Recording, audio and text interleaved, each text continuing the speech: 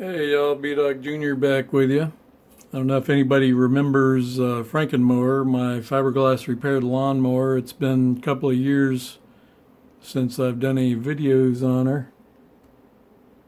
I'll show you guys some pictures of what Franken mower looked like before I did the fiberglass repairs.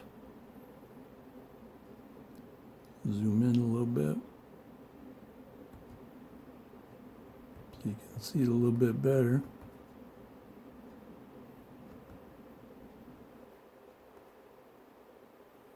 Yeah, it was pretty rusty. Here's another view. You can see it was pretty rusty all the way around from the front to the sides. And actually the back part of it where the rear wheels attach is the only part that wasn't rusty. And the center part around where the engine mounts. Yeah, it was so rusty that it was starting to drag the ground and I couldn't push it anymore. Yeah, here's another view with the wheels off, so you can see how bad it was around the front there. I got it zoomed in so you can see the rust a little bit better. I didn't make a video of it when I was doing the repairs, but I did take some photos. I've had them stored on my laptop ever since 2018. That's almost 4 years ago. This is 2022 now.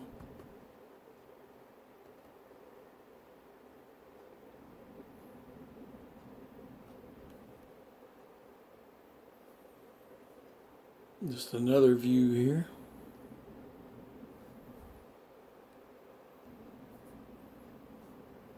You can see that putty that I put around the deck. It had a gap between the engine and the deck, and that was the way that it came brand new from Troy Built. And the thing used to spray sand up in my face whenever I was mowing, sand and grass. So I put that putty around there to keep from getting all the sand and grass in my face when I was cutting the grass. I actually hated that lawnmower. It was the worst lawnmower I've ever owned.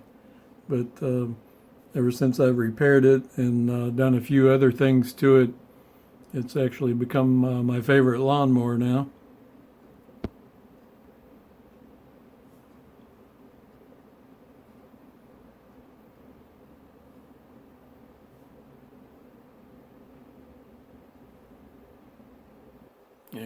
Here's a picture of the bottom of it. I'd already cleaned it off quite a bit. I think I actually scrubbed it some more before I started putting the Bondo hair on the bottom, and I was using a wire brush mainly to clean the bottom.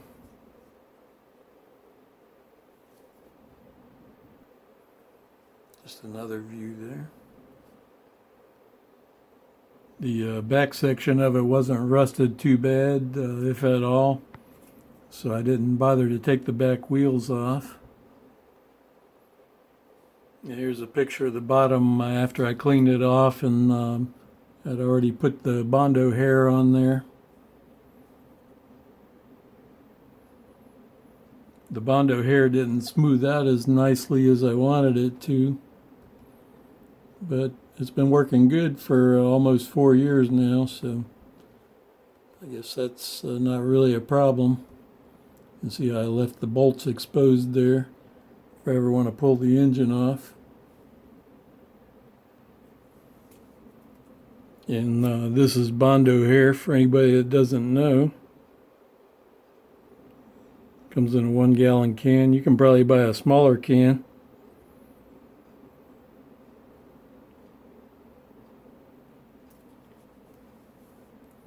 It's a 2-part deal like regular Bondo. You have to use cream hardener with it.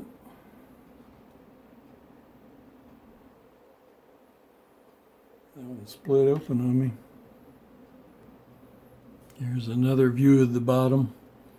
You can see the steel patch that I did around the exhaust chute. I'll zoom in on that for you.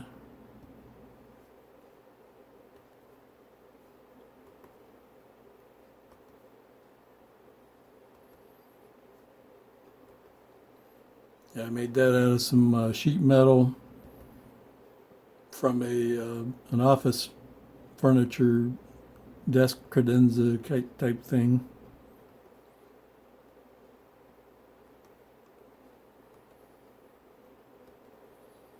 Another close-up of the engine bolts.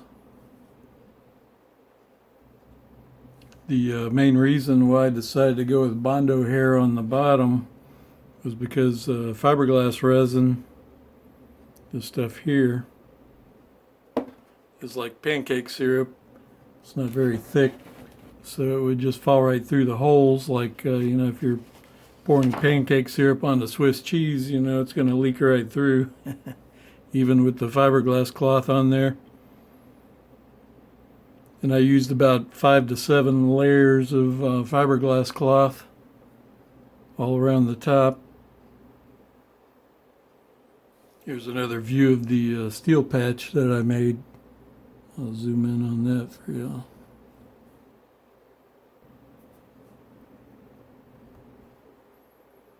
See where I made my markings on the metal with a Sharpie pen. I changed my mind a couple of times on where to put the holes. You can see where the crack is right there where my little cursor goes. That's where the metal was cracked on the lawnmower. So evidently I didn't want to put a screw hole right next to that crack.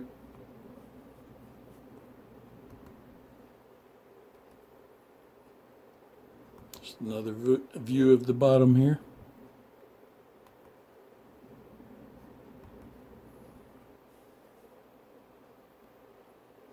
Here's my antique Craftsman bandsaw. That's what I used to cut that piece of metal out. There's another view of the piece, the metal piece that I used for my patch.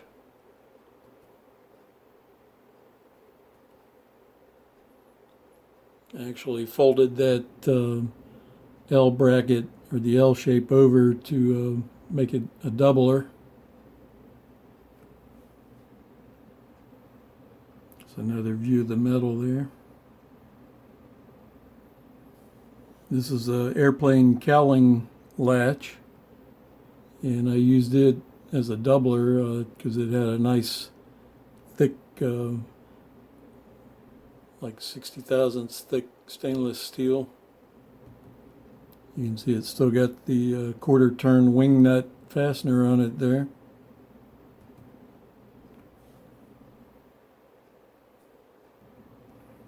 There it is. It's all installed right there on the inside of the deck with 3 holes. One there, 2. I used the 2 existing holes that were drilled in there from Piper, the aircraft manufacturer, and just made 1 extra hole over here, and the deck was cracked right around there. This is the airplane that cowling latch came off of. You can see where the cursor is. Right there's the forward latch, and there's the rear latch. And there's 2 more on the other side, just like them. Yeah, they were, the one that I took off was defective, so it was going to be thrown in the trash or turned into scrap metal. Yeah, it's one of the airplanes that I used to maintain. Just a little trivia, that's the same type of airplane that John F. Kennedy Jr. was flying when he crashed in bad weather. I think him, his wife, and his wife's girlfriend were flying along the East Coast, going somewhere up near Maine. Yeah, it's a Piper PA-32R. It's got a Lycoming IO5 540 or 520, I think it is. 6-cylinder, naturally aspirated, fuel injected engine, retractable gear, constant speed 3-blade prop. Pretty nice for a single engine piston powered aircraft though. There it is again. You can see my favorite shoe there. One of my favorite shoes. It's ones that I always wear. Still wearing to this day. I repaired those shoes when the sole fell off of them and they were starting to bust out on the sides. Repaired them with E6000 glue,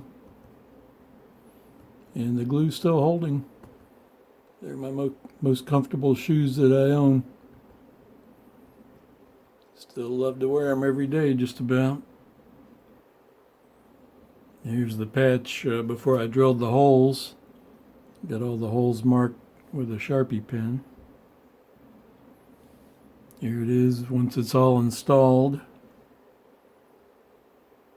Before I put the fiberglass cloth and resin on the top. I'll zoom in for you.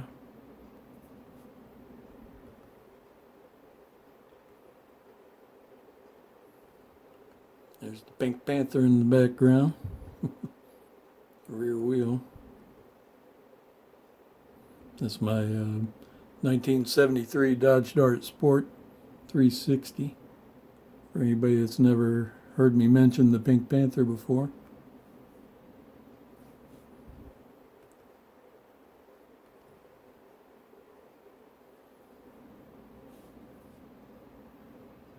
Here's another view. You can see a little bit better of the Pink Panther back there.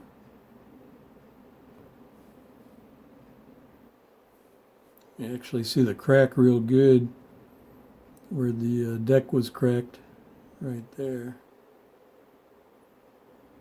That's where the main flexing point was. Reason why I did the repair.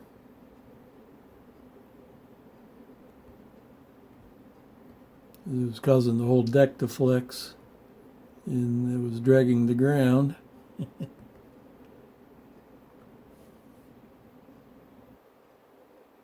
This is where I started the fiberglassing operation, fiberglassing the top of the deck.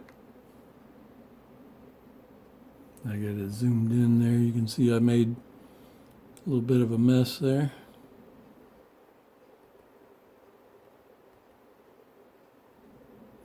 Getting resin everywhere.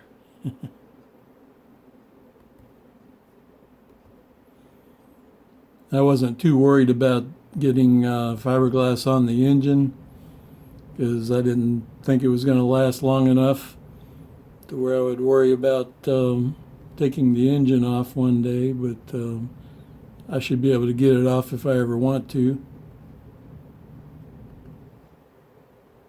And I should be able to cut through that fiberglass with no problem if I want to salvage the engine once I'm done with the mower deck. See the stray hairs of fiberglass there.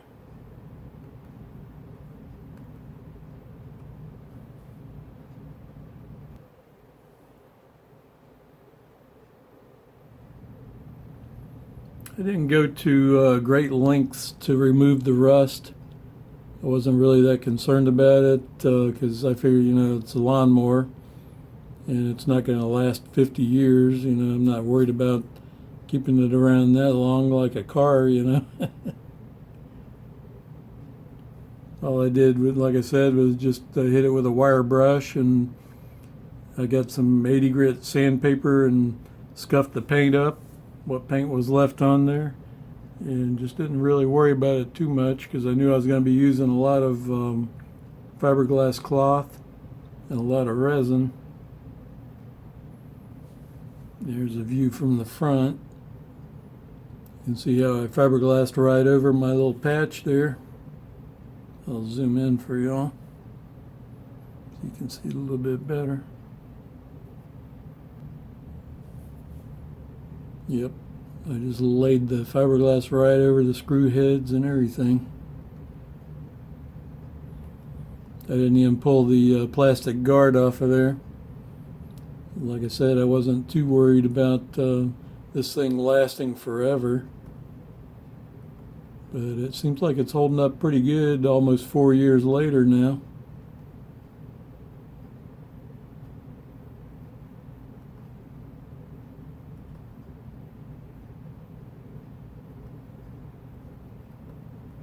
I'm pretty happy about it.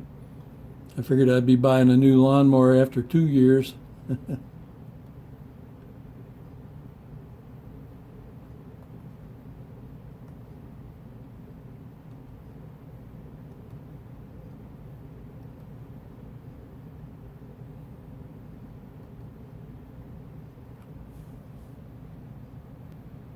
Here's a view from the left side. I'll zoom in for you guys. You can see the front wheels are removed. The whole plastic piece that the wheels mount on are removed. At least I did that, you know.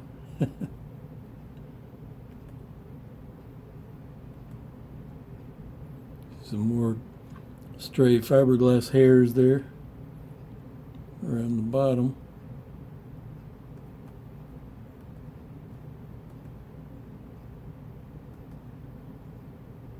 The massive exhaust port.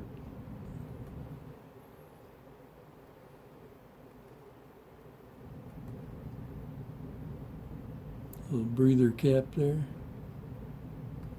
Love these Briggs & Stratton engines.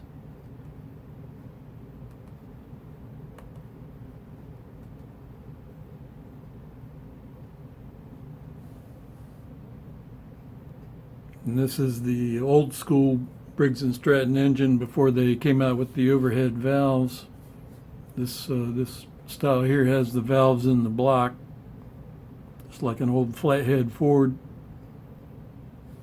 Just another view from the left side here. You can see the extent of the rust on the left side. Didn't really go past where the cursor is there. Yeah, I appreciate y'all watching. Thanks everybody, especially for those of you that made it this far without clicking through. This is just my home page on my laptop. That's my 34-foot Hurricane motorhome that I inherited from my dad when he passed away. It's got the Ford V10 Triton engine in it. And I tell you what, it's a load of fun to drive. It's a hot rod. I can get up and go. That was Papa's house. He actually sold everything that he had pretty much and sold his house and moved into his RV there and lived at the American Legion for a few years before he passed away. He did travel around the country quite a bit with it though before he settled down at the American Legion. And it's hard to believe I haven't made a Franken mower video in about 2 years. I like welding because if you do a good job and you work hard at it, it is very... Yeah, a couple more months now and it'll be September. And that'll make it 2 years since my last Franken mower video. I'll show you guys something that's going to have to do with my next video that I'm going to be doing.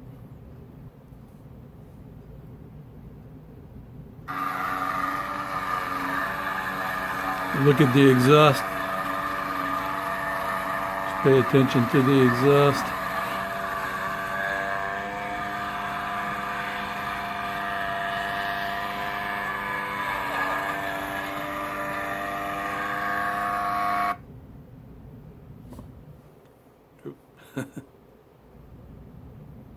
Yeah, I'll zoom in on it.